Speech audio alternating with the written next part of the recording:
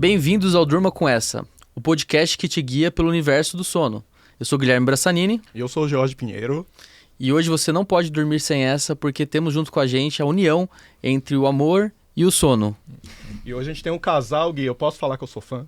Lógico, posso todos falar somos. que eu sou muito fã, então a gente tem dois convidados especiais, a gente vai apresentar aqui.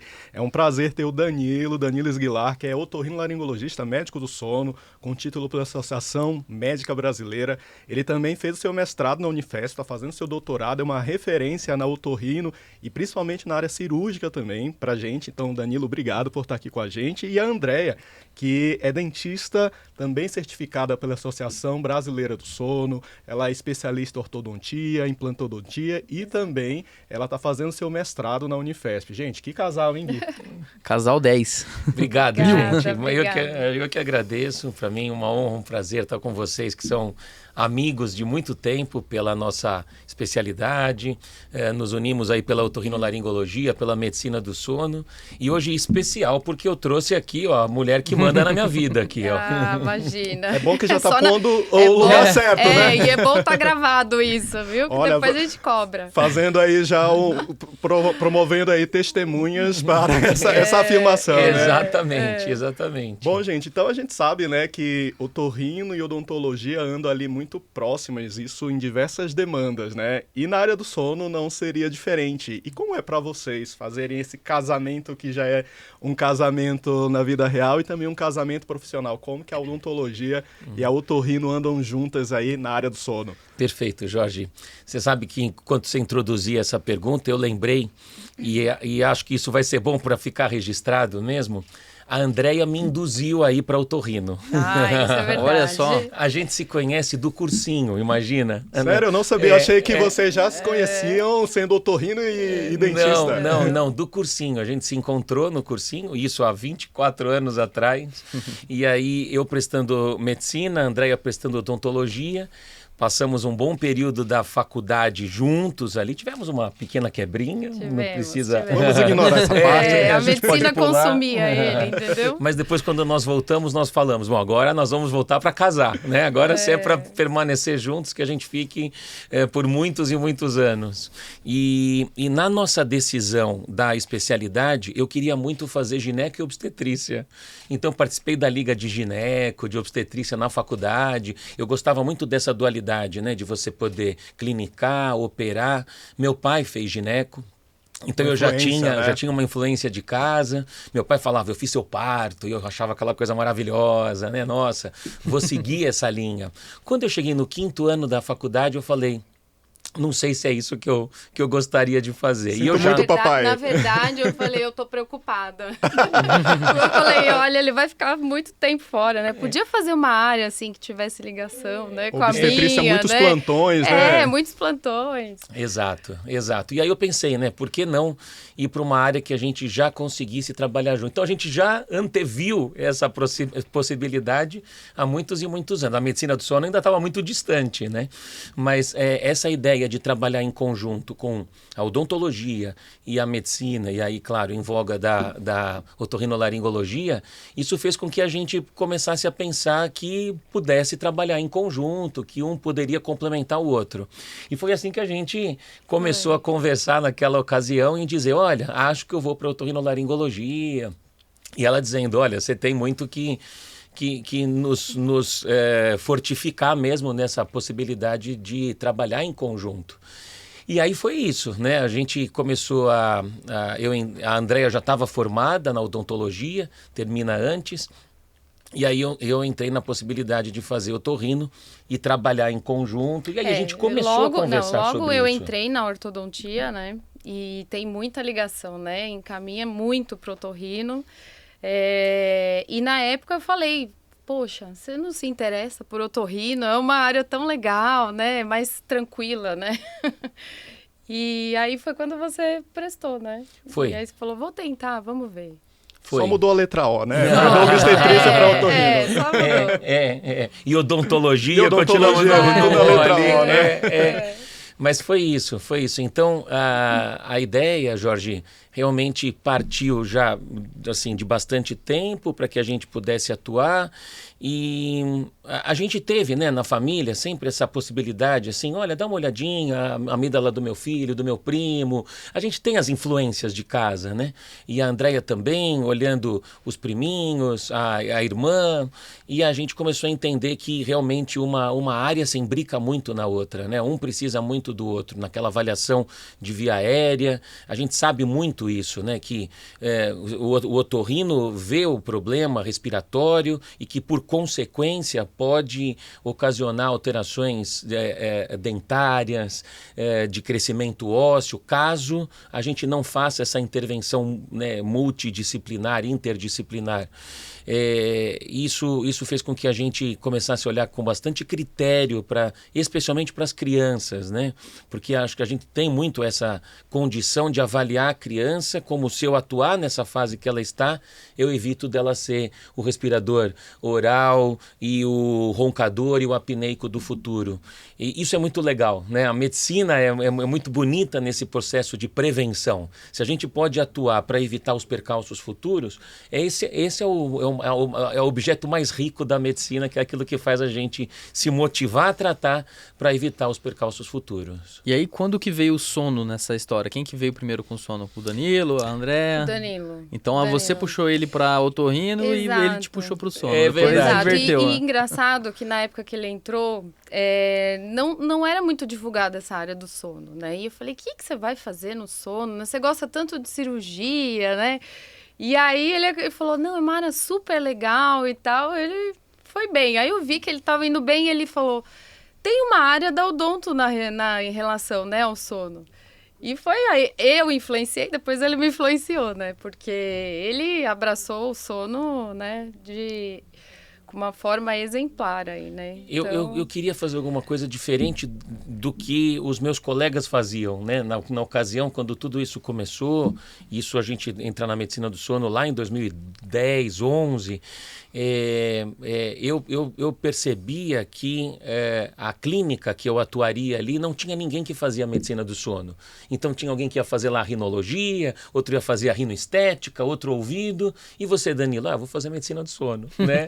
Porque eu queria realmente andar num contrafluxo que eu pudesse otimizar aquilo que eu poderia oferecer para os meus pacientes, algo diferente daquilo que os colegas que estariam na clínica atuando poderiam oferecer. E isso, então, me motivou a tentar apresentar um diferencial na clínica que eu fosse ficar. E o interessante é que a área do sono, né, essa essa interdisciplinaridade, só reforçou um movimento natural que está acontecendo na vida de vocês, né? De trabalhar junto. Então, as coisas foram acontecendo. No mesmo exato, toada. Um direcionamento. E assim, para quem não sabe a área da medicina do sono, a gente sabe que o otorrino, ele é o único profissional que está aí na linha de frente com as cirurgias. Sim. Então o Danilo, ele abraçou muito essa demanda, né? E é um profissional que é referência aqui em nível nacional, né, Gui? Sim. Tanto para a parte da cirurgia como das outras demandas de sono também, mas a cirurgia realmente ele é uma referência para todos nós. E aí a gente sabe que a medicina do sono e a área do sono influencia todas as faixas etárias, né? Então o Guilherme aí que estudou muito no mestrado dele, essa parte de avaliação de via aérea, parte esquelética, né, Gui? Isso tá muito claro, né? Muito claro. E voltando um pouquinho, eu queria só entender em relação ao projeto profissional de vocês hoje. Eu acho que é legal a gente entrar nessa seada até antes da gente ir para a parte mais falar sobre desenvolvimento, alterações dentárias, sono. Mas queria entender mais como que é o dia a dia de vocês como casal, os desafios e inclusive de empreender juntos, né? Porque são 2 clínicas agora aqui em São Paulo, né? Que é a Orville. Isso. Queria que vocês falassem um pouquinho como começou o projeto de empreender junto, falar, vamos abrir, uma clínica, e como que é esse projeto de expansão, o que vocês vislumbram agora para frente também? Você sabe que isso fez com que a gente se motivasse mesmo, né, em empreender juntos. Essa é uma palavra que passa pela nossa cabeça bastantes vezes assim, no nosso dia a dia. Isso porque quando a gente entrou no mundo do sono, nós percebemos que a gente tinha que dar atenção para os nossos pacientes. Isso modificou muito para mim, porque eu venho de uma pegada que as consultas, e vocês sabem disso, tem que ser rápidas, consultas de 15 minutos, você muitas vezes, e consegue, às vezes, para uma consulta de uma rinite, de um resfriado, você consegue ali, olha, o que você está tendo, o que você apresentou, por quanto tempo você está assim, perfeito, então, deixa eu te examinar, você vai tomar tal remédio e resolve. Quando eu comecei a fazer consulta do sono, eu falei, opa, aqui tem um gargalo muito importante. Você não tem como dar atenção suficiente para os seus pacientes em 15 minutos. Ponto. Então, essa é uma condição que eu pensei. Eu preciso ter mais tempo para os meus pacientes, ouvir os pacientes, entender aquelas demandas, porque é muito diferente um paciente que vem com ronco no teu consultório daquele que vem com sonolência. A conversa é completamente diferente. O que eles têm de percepção para com o seu sono e as perguntas que a gente tem que fazer. Que horas você dorme? Que horas você acorda? Quanto tempo? O que te faz acordar à noite? Quantas vezes você acorda? Essa é uma consulta que demanda mais de 1 hora. Sim. Né? Muitas vezes. Verdade. A primeira Principalmente consulta... quando vem com os exames já. Às vezes ele já passou por alguns médicos, já chega com polissonografia, tomografia, um monte de coisa. Exato. Então, essa foi a primeira mudança. Eu tive a necessidade de sair daquele meu atendimento básico, incipiente, inicial, para que eu pudesse dar para os meus pacientes mais tempo para eu raciocinar e para eles terem mais tempo também de divagar e conversar aquilo que realmente os aflige. E isso fez com que a gente migrasse para um consultório particular, o primeiro consultório particular. Então, eu tinha uma ideia de colocar alguns convênios e para a gente trabalhar de forma assim, para atendimento de convênio, mas foi aquele processo que estavam difíceis os credenciamentos, existia uma dificuldade. Eu falei, opa, o momento, destino né? É o momento. Chamando para que a gente possa atuar só de forma particular. Então, essa foi a primeira pegada que a gente teve, assim, de perceber que a gente poderia atuar de forma particular e as coisas vão acontecendo, né? Porque e prestar uma assistência do jeito que vocês acreditam, né? Exato. E assim, só complementando, a ideia também é essa coisa multidisciplinar, porque assim, o dentista, ele sempre foi uma porta de entrada desses pacientes que tem respiração errada, mas às vezes o paciente os responsáveis não sabem que a respiração da criança está errada.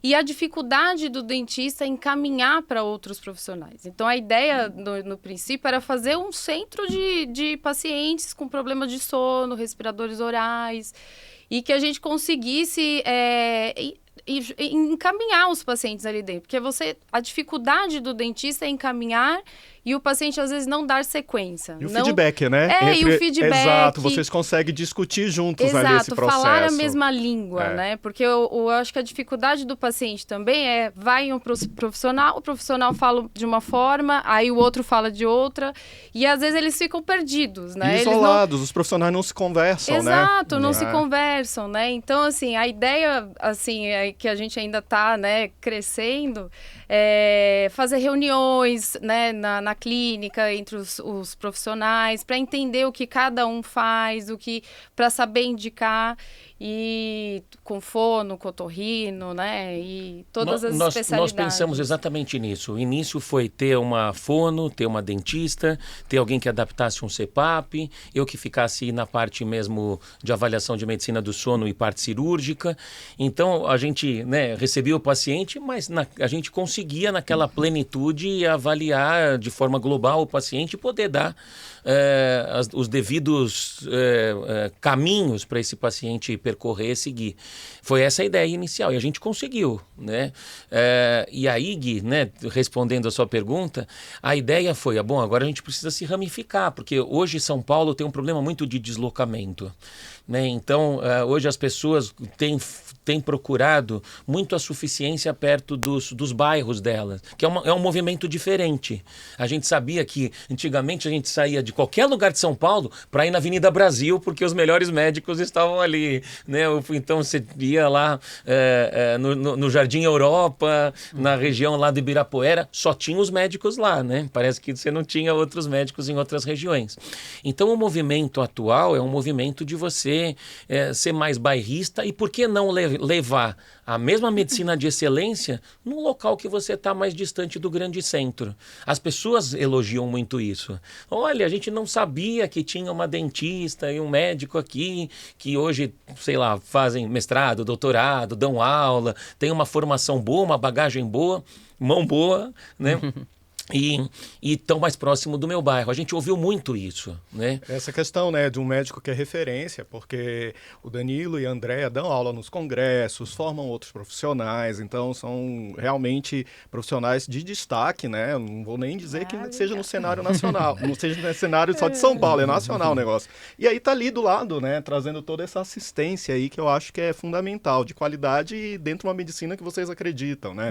Mas isso tem acontecido de nível nacional também. Eu tenho visto os colegas se formando bem nos grandes centros e indo também hoje para suas cidades, dando um atendimento assim de excelência para as pessoas. Isso tem sido um movimento bem satisfatório, Jorginho. E a gente super admira o trabalho de vocês, né? E aí, voltando já para essa questão clínica, né, a gente sabe que a parte respiratória do sono, e puxando o gancho para esse aspecto do sono, a gente sabe que isso acomete da criança até o mais idoso, não é verdade? Exato. E às vezes, né, para a Andréia chega aquela criança que o pai leva porque está com alteração na oclusão dentária. Exato, Começa por aí, né? E exato. você já puxou um pouquinho esse assunto. Como que Exato. começa todo esse processo? Quando que o pai e a mãe precisam desconfiar sobre questões relacionadas ao sono e como que você já começou aí a falar desse movimento que você e o Danilo conseguem falar a mesma linguagem, né? Como que vocês avaliam isso? Eu falo que, assim, hoje, né, a ortodontia,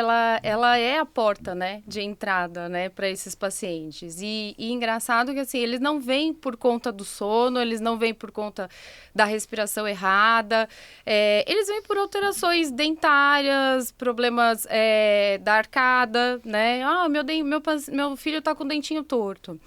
Só que hoje, né, eu falo que a anamnese, a chegada desses pacientes na odontologia, nós avaliamos com outro critério, né? Eu foco muito no sono, né? Como é o sono dessa criança, fazemos teste de respiração para ver se a respiração dela está sendo feita só pelo narizinho ou só pela boca.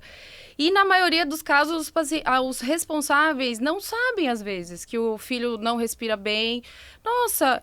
É verdade, eu acho que ele ronca. E acha que é normal, né? Eu achei que ele estava cansado aquele dia. Não é normal? Não, eu achei tão bonitinho. E assim, gente, não é normal, né? Então, assim, o dentista, ele tem uma baita responsabilidade na condução desses pacientes, até porque não adianta a gente só resolver a arcada, resolver a alteração crâniofacial com ortopedia e dentário, né? Mas saber encaminhar, às vezes, o paciente para avaliar a amígdala, adenoide, para ver se a criança... E assim, a gente trata o filho, você olha o pai também já está com todas as alterações, porque antigamente não se tinha tanto, né, tratamento, né? Então, a odontologia, a ortodontia vem crescendo muito. E eu falo que, assim, às vezes a gente trata o filho, aí depois o pai fala assim, nossa... Pode ser por isso, então, que a minha arcada é assim, eu tenho alteração de mordida cruzada, né? E aí você trata o pai, o filho, né? E às vezes você vai, né? Quando vê, tá a família toda lá na clínica, né? A gente aborda todas as faixas. Eu acho interessante porque, às vezes, os próprios familiares perguntam, doutor, isso é hereditário? Porque eu era assim, meu filho está sendo assim. Que, na verdade, tem alterações que não foram tratadas no pai e que agora não estão sendo tratadas também no filho e que vão gerando essas alterações perceptivas, né? É verdade. Exato. É verdade. E aí esses pacientes muitas vezes chegam para mim, né? Para avaliar, por exemplo, via aérea. Então a gente primeiro faz uma anamnese, uma conversa bastante dirigida para entender se aquele problema é respiratório mesmo. Hoje a gente está falando, né, de um diagnóstico assim, extremamente plural, né? Uma sonolência hoje numa criança, uma fadiga hoje numa criança tem que ser avaliada de forma global, né? Nem sempre, a gente sabe hoje que a privação de sono, inclusive, atinge muito as crianças, né? No sentido de usar celulares, tablets, computador até mais tarde, e às vezes a mãe vem no nosso consultório com a ideia de que a criança não está rendendo como gostaria, como deveria, ou não está realmente produzindo como deveria. E é claro que ela vai pôr a conta muitas vezes na parte respiratória, e nem sempre você avalia esse tipo de alteração de hipertrofia, que é o aumento, né, da amígdala e da adenoide. Mas casos que passam com a Andréia, a grande maioria dos casos tem alguma repercussão respiratória. Pode procurar, pode ir com bastante critério, que a gente avalia tanto o aumento das amígdalas quanto da adenoide. E hoje a gente tem ainda mais uma questão respiratória, que nem sempre o tamanho das amígdalas e da adenoide ditam também os problemas respiratórios, que é a história do biofilme. O biofilme é para quem está ouvindo a gente, é uma formação bacteriana, como se a gente estivesse aqui num escudo aqui de pessoas aqui se abraçando, criando uma carapaça, uma proteção para combater ali, por exemplo, um corticoide, um soro no nariz, um antibiótico, e faz com que esta adenoide, especialmente, crie esta barreira para introdução medicamentosa e perpetue quadro secretivo, o que faz com que a criança fique extremamente secretiva. O aumento da secreção faz com que a criança respire pela boca. E aí tenha todos esses percalços e prejuízos respiratórios noturnos. Então fica um alerta aqui de que não é só o tamanho da amígdala e da adenoide que ditam os problemas respiratórios. Este processo do biofilme e também os processos alérgicos. Nós moramos numa grande capital. Vejam essas oscilações de tempo, de clima que a gente passa, o que faz com que essas crianças também aumentem muito a sua produção de secreção, fiquem extremamente secretivas e tenham os prejuízos respiratórios. E isso é muito identificado muitas vezes em conjunto. Ele vem aqui para passar comigo e eu falo, e essa mordida aberta anterior? Né? E a gente dá risada. É muito importante. Né?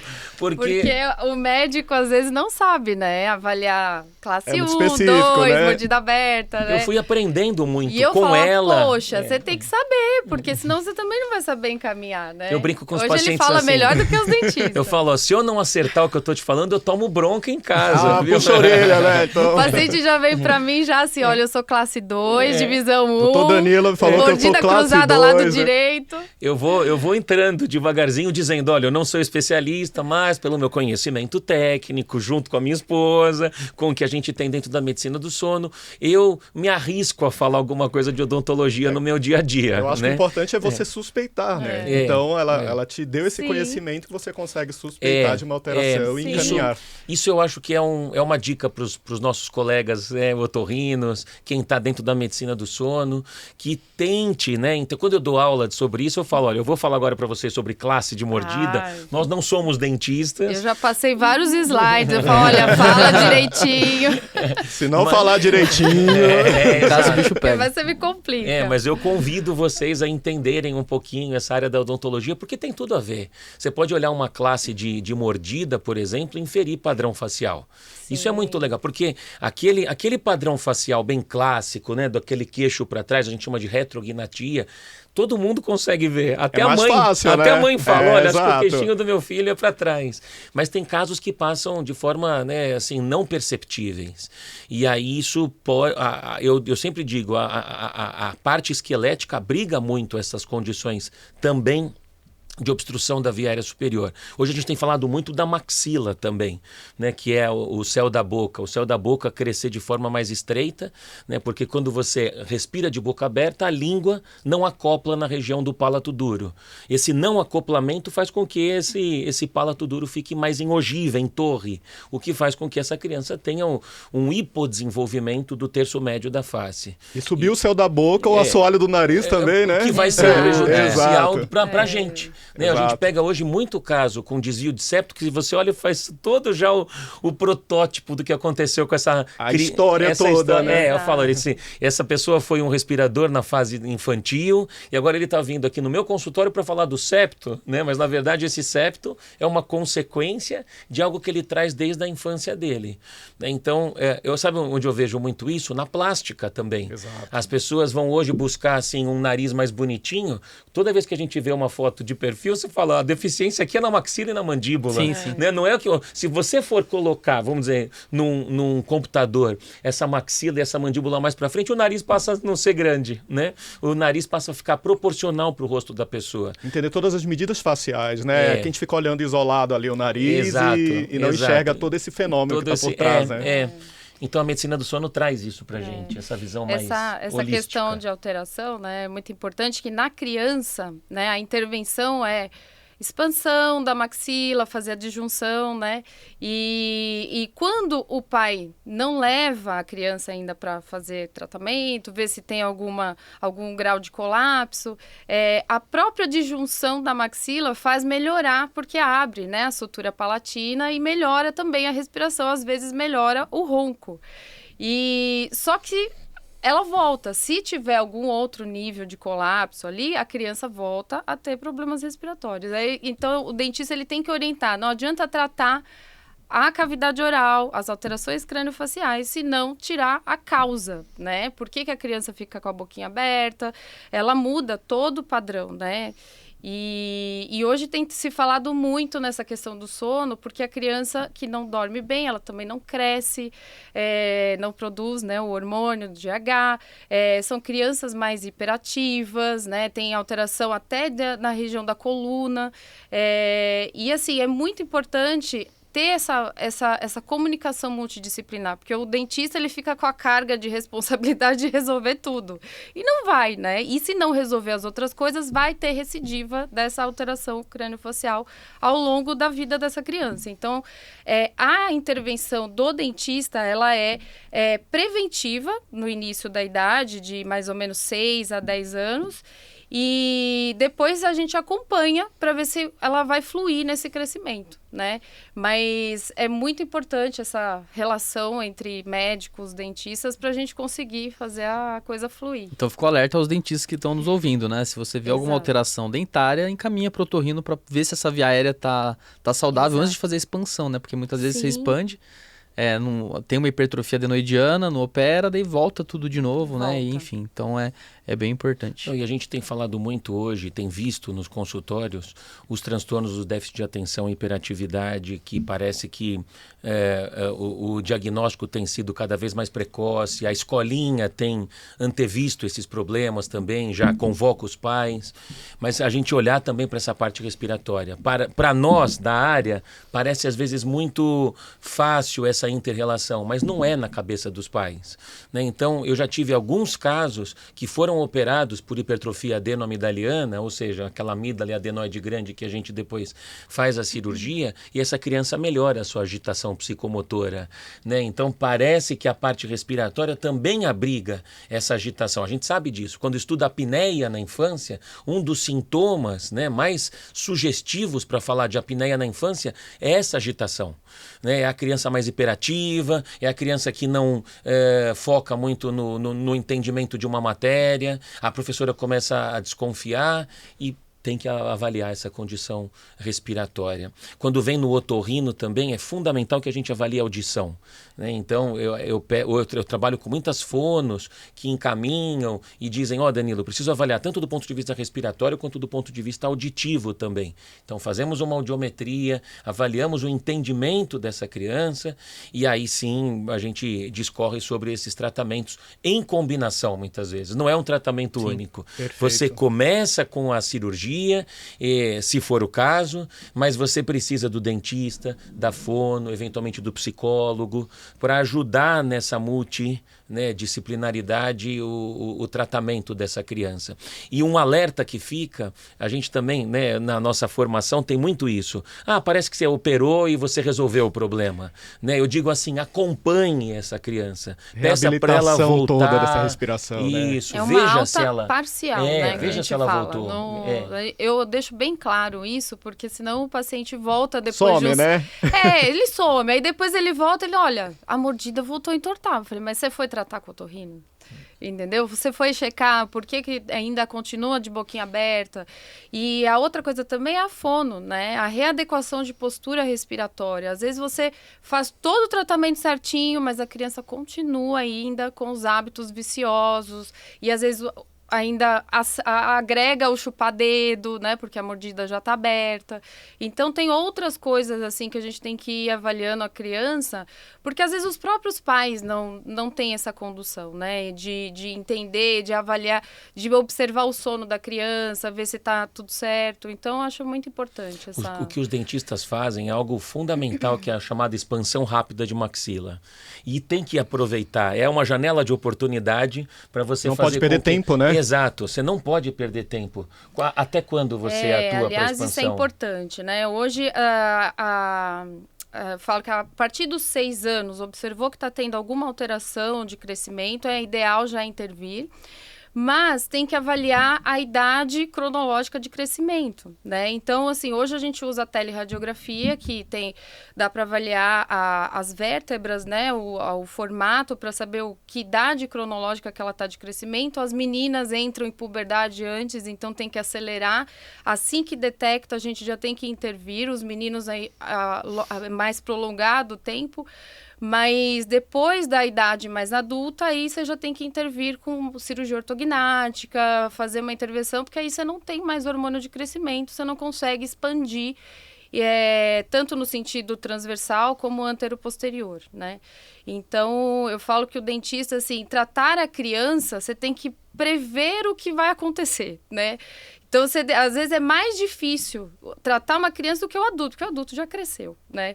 A criança não, você tem que prever. Então, você tem que pedir uma documentação ortodôntica, avaliar o eixo de crescimento, se está tendo alteração só no sentido transversal ou também no sentido anteroposterior. E aí, entrar com ortopedia, que é o crescimento, né? Estimular o crescimento das bases ósseas, e acompanhar. Então, resolveu aquela primeira fase, você dá uma alta parcial para a criança também não ficar 15 anos de aparelho, acompanha a erupção dos dentinhos e avalia se vai lá na frente precisar de uma ortodontia fixa, né? E uma coisa, Andréia, que eu queria até que você falasse um pouco disso, é que você é ortodontista, né, de formação. Sim. E eu queria que você mostrasse como foi para você, que era ortodontista, ter entrado na área do sono, como que esse conhecimento te mudou um pouco a visão, né? Ou mudou muito, ou mudou pouco, eu não sei como que... Para enxergar todo esse processo que você está falando aqui, né? Dessa evolução, porque às vezes o dentista que tem uma formação sólida na ortodontia, está ali atuando, mas o sono, ele é uma pecinha que fecha bem esse quebra-cabeça, né? Fecha, Assim, eu me apaixonei, né? Eu comecei fazendo os cursos mais rápidos, né? E hoje tô no mestrado, daqui a pouco engata doutorado. Inclusive com o Jorge. Com o Jorge. Eu falo que, assim, eu fico feliz, assim, de estar nessa área, porque é uma área que agregou muito na ortodontia, porque... a gente já lida com a parte de sono, mas, assim, entender o contexto e sair daquela... como eu digo, o dentista, ele é mais mecanicista, né? Ele é mais ali agora, tratar uma doença sistêmica, né? A apneia, né? Você entender de tudo que envolve o sono foi muito gratificante, assim, e é gostoso você entender, mostrar desde a idade da criança o quanto isso pode interferir, assim, na evolução, no crescimento, na escola, até a fase adulta, né? Então, às vezes, vem o pai tratar de apneia comigo, mas você olha a criança tá lá com a boquinha aberta. Então, eu falo, poxa, tem que avisar, né? Às vezes o pai não sabe, às vezes acha que é normal a criança ficar com a boquinha aberta e respirar errado. Então, é muito, muito bom, assim, a gente tá no meio, assim... Eu falo que esse meio que a gente entra e não para de estudar mais, né? Porque é toda hora surgindo coisa nova e... É viciante. Mas é viciante. Eu falo que, assim, a gente, quando dá aula, né, para os pessoal que está entrando, porque a odontologia do sono ainda não é reconhecida como uma especialidade. Isso é importante dizer, porque ainda não é, mas acho que logo, logo, né, vai ser. Mas agrega muito, né? Porque a gente acaba pegando desde a odontogeriatria o senhorzinho que tem problema de sono, né? Às vezes o paciente dorme na sua cadeira, você tratando, né? Então, já faz assim, o diagnóstico. já começa Já até começa a apneia lá, Na ao cadeira. vivo, né? Então, mas é muito bom, viu? Agrega muito. Ideia, você também tem visto, e obviamente isso é uma evolução esperada, que é a própria tecnologia em avanço. Você usar, por exemplo, o escaneamento hoje para esses pacientes. Você agregar o conhecimento da ortodontia com a odontologia do sono. Isso é muito legal, que foi a tese do... Foi a minha tese, né? Escaneamento intraoral e pacientes com distúrbio do sono. Não, a tecnologia hoje, né, eu falo que a minha geração é a geração sanduíche. Porque a gente... eu não tive a tecnologia na minha faculdade, então eu tive que correr atrás da tecnologia. Eu acredito que hoje os alunos que estão na graduação, eles já estão tendo essa bagagem mais tecnológica, né? E eu tenho meu pai ainda, que é dentista também, e ele é da geração ainda de molde, né? E eu falo que, assim, a gente sair do analógico para o digital é difícil, mas desafiador, é desafiador, né? Você sabe que você fala muito disso. Mas, assim, nós não saímos mais, né? É viciante, porque a tecnologia, ela dá mais precisão no tratamento, no planejamento. A intervenção fica muito mais precisa, muito mais, né? precisa. E o acompanhamento desses pacientes, né? Eu falo que, assim, hoje o aparelho ortopédico que a gente escaneia e manda fazer, ele vem muito mais personalizado, né? A adaptação do paciente é mais tranquila, a adesão do paciente, tanto na criança como no adulto. Hoje os alinhadores, né, que eu falo que eu sou uma mineira desconfiada, né? Eu sou a ortodontista raiz, né? Eu gostava de fazer dobra no fio, né? E quando veio a tecnologia de alinhadores, né, eu falo que vamos estudar para ver se realmente é aquilo que aparece ali no computador, se é o que vai acontecer.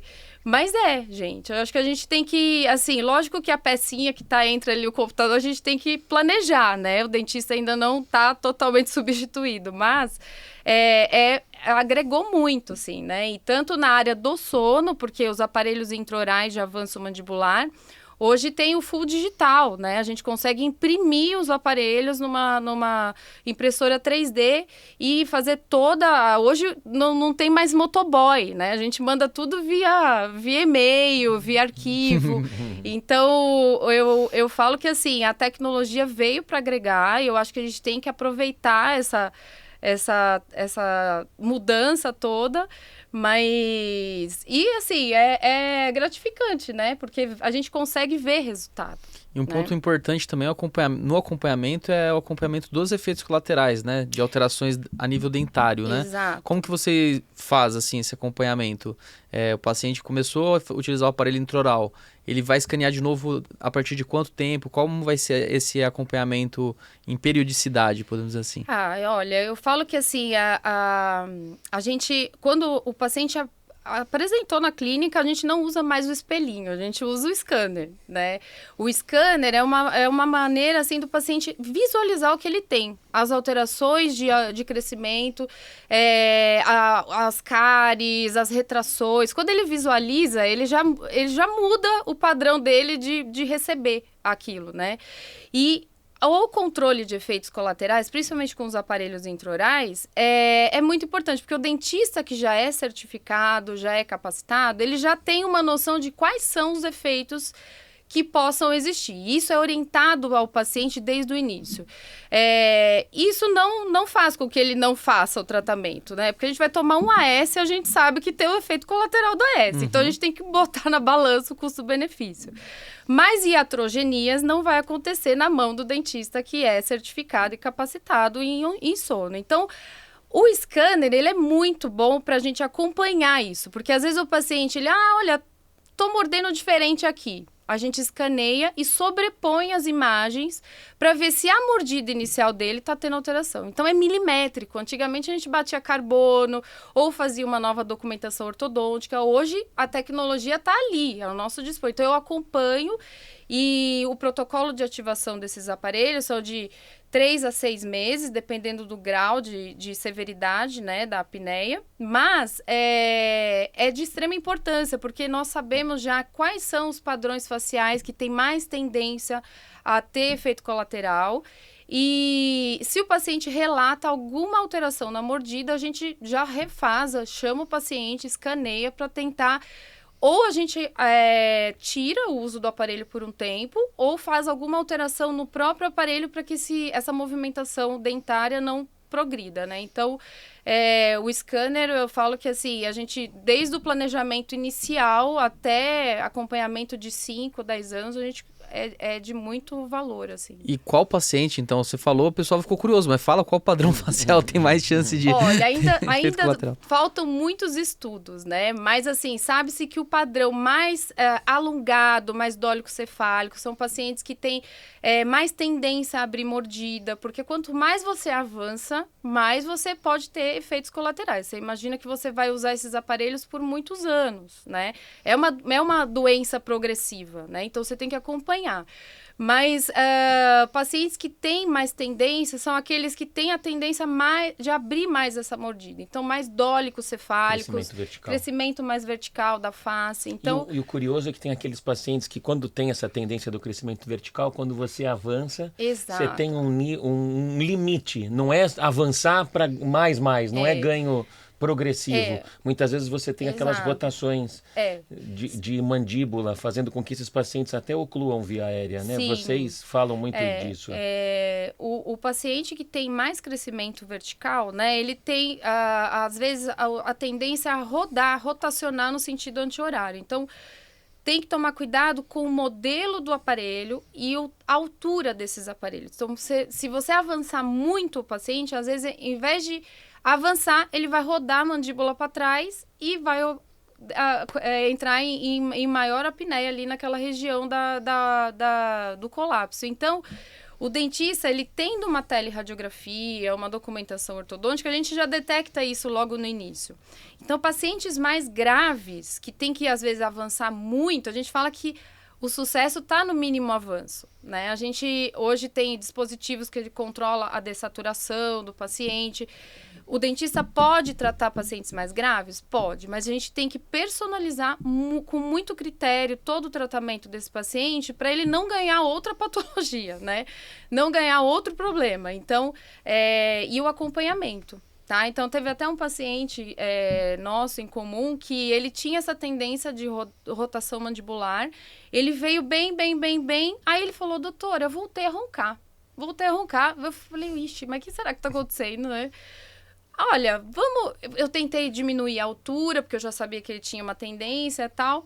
Mas eu não tô lá na dinâmica do sono dele, né? Ele falou, será que é meu travesseiro? Será que a postura dele dormir com o aparelho muito em avanço, fez com que ele fechasse as vias aéreas novamente. Então, eu tive que reduzir a ativação, diminuir a altura, e aí o fisioterapeuta do sono foi lá para readequar o colchão, a postura, a ergonomia do sono. Uhum. Então, você vê, a odontologia, como o dentista recebe muito mais esses pacientes, acompanha a longo prazo, às vezes eles vão dando sinais e sintomas, dados que às vezes para os médicos eles não deram. Eu falo, como é que você está sabendo disso? Não, porque ele já foi 6 vezes no meu consultório. Mas ele falou só comigo uma vez. Quer dizer, a gente tem que extrair muito essas informações, às vezes em uma consulta, e o dentista acompanha esses pacientes, né? Eu acho super importante isso que a Andrea está falando, porque muita gente vai lá na internet e vai fazer pesquisas, né?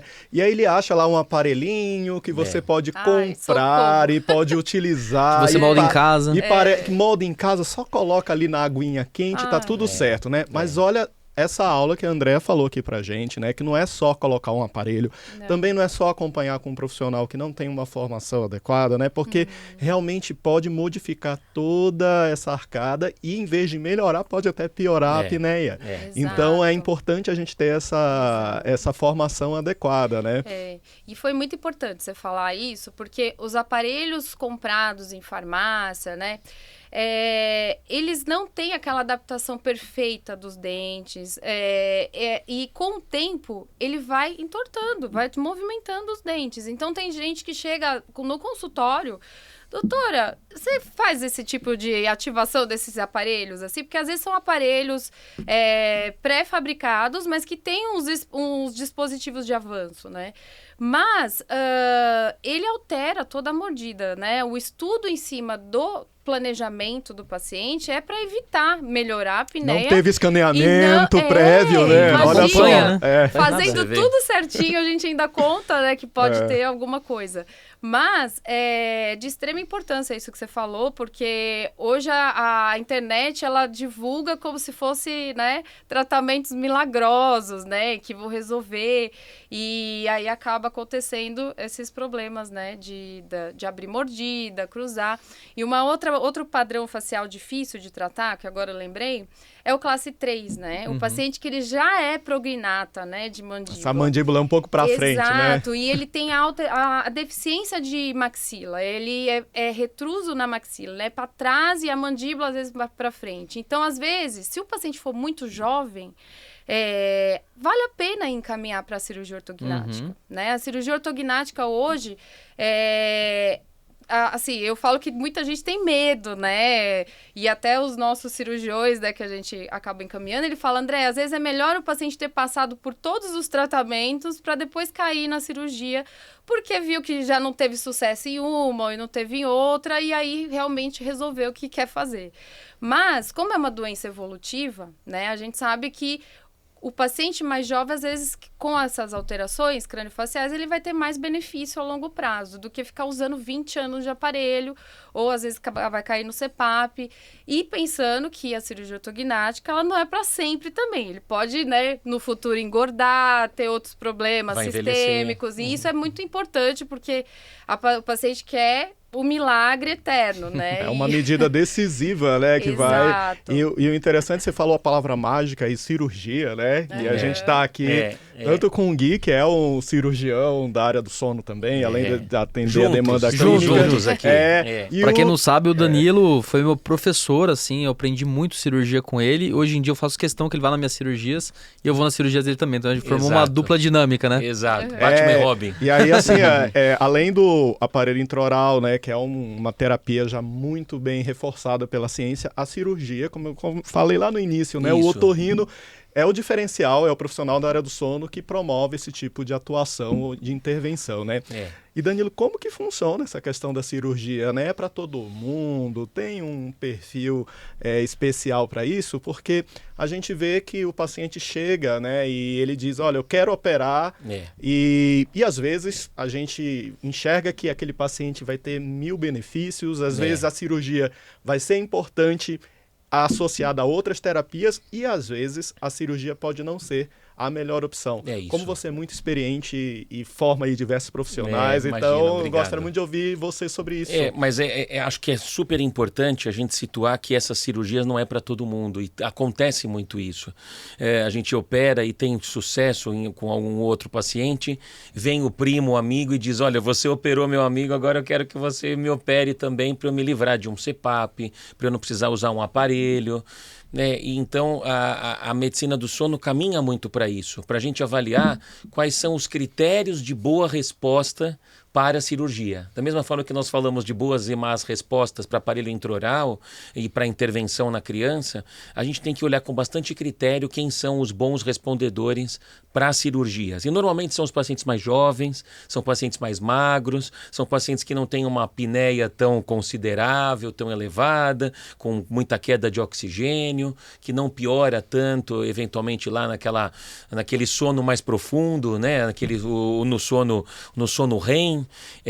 Então isso faz com que a gente olhe com bastante critério para dizer, olha, você é um bom candidato para a cirurgia. Mas esse paciente, se a gente for procurar com muito afinco, não existe, né? Não existe. A gente sempre faz, eu falo para o paciente que é aquela brincadeira de corda na infância, né? Que metade de uma turma do colégio vai para um lado, metade vai para o outro, e a gente está sempre falando dessa brincadeira de corda.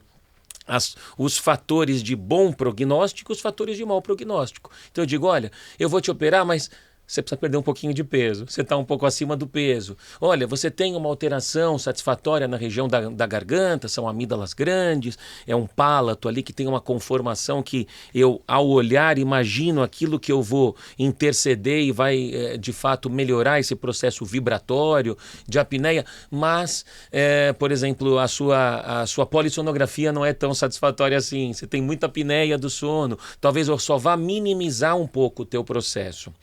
Isso falando das cirurgias de garganta, porque as cirurgias de nariz também entram nessa jogada para que a gente possa avaliar esses pacientes que respirem pela boca. Então, muitas vezes, o paciente que tem desvio de septo, que tem aumento das carnes esponjosas, como a gente conhece, que são os cornetos.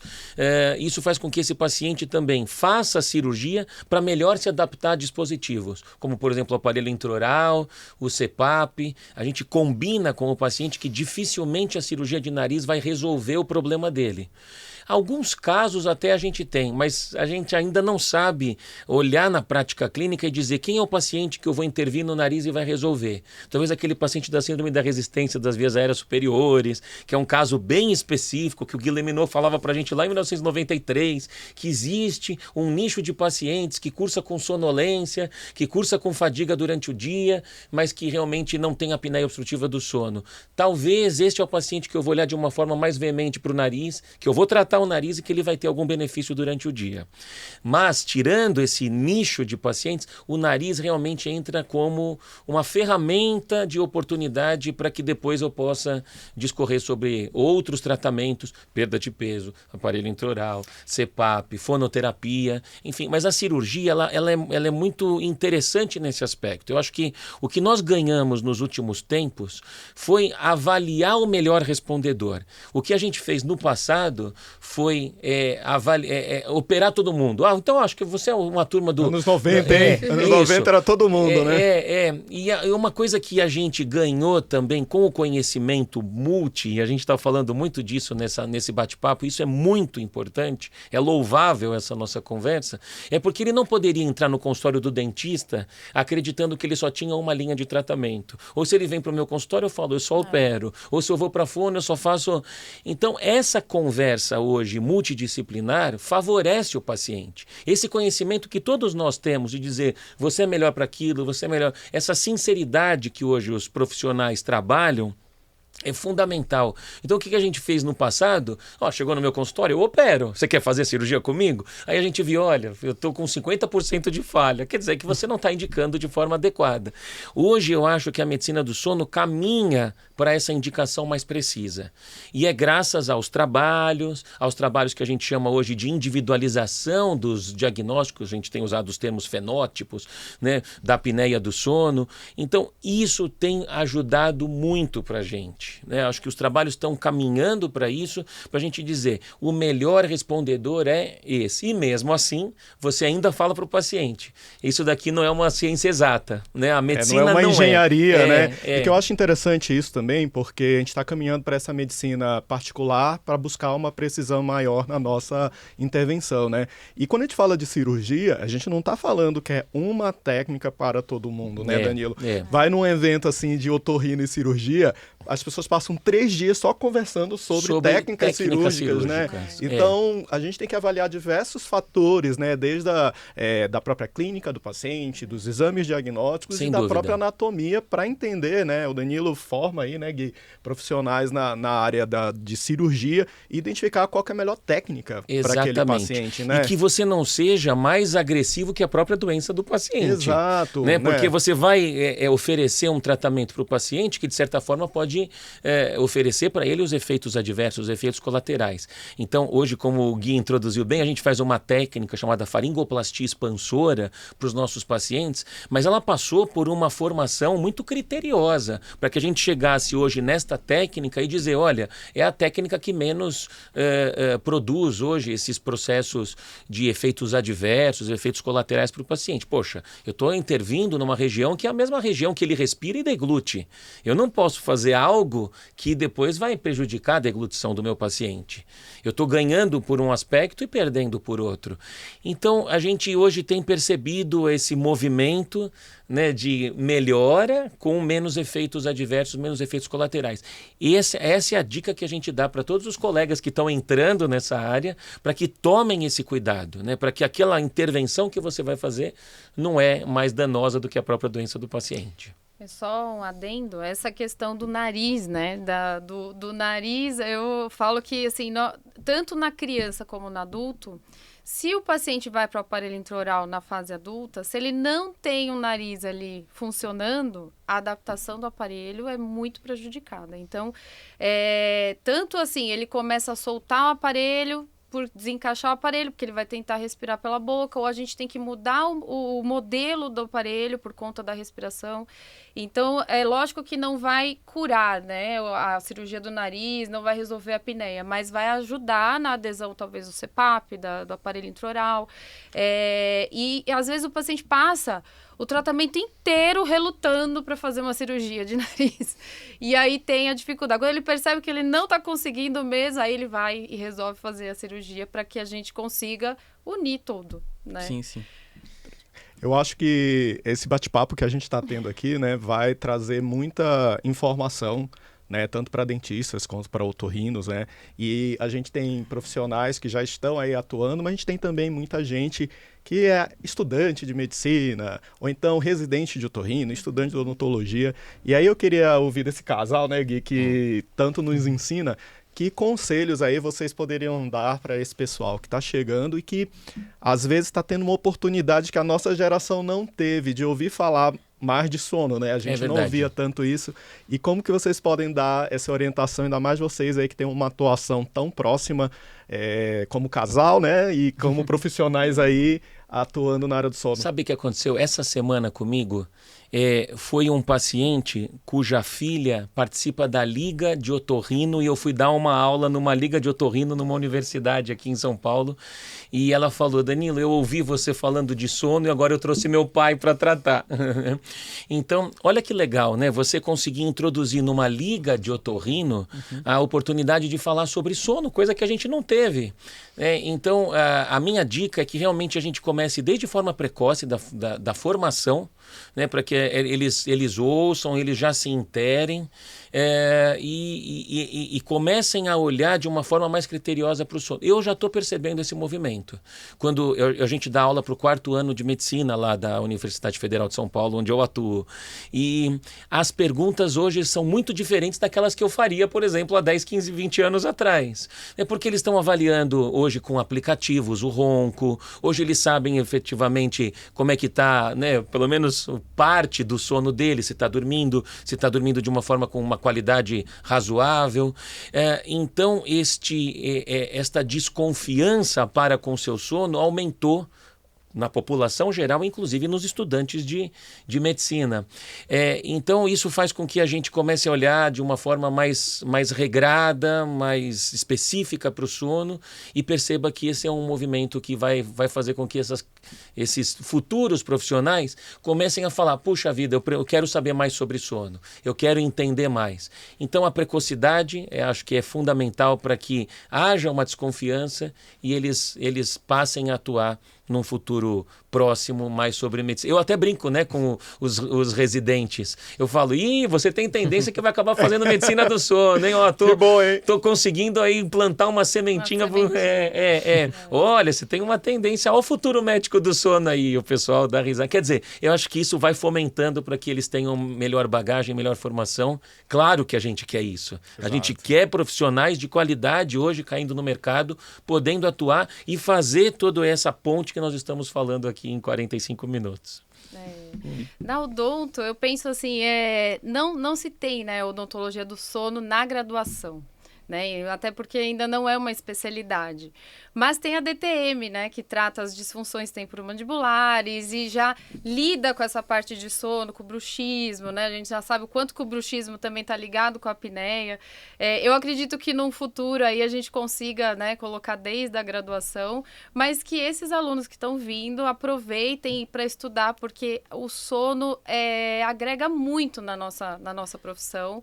E quanto mais a gente estuda, mais a gente entende, assim, por que será que aquele cara está quebrando a prótese, o bruxismo, aí vai ver, o cara tem apneia, às vezes o bruxismo tá ligado à apneia, né, que a gente fala que é o fator protetor, né, que é o paciente que tem tendência a bruxismo, às vezes ele tem o processo do bruxismo antes para acordar, né, depois.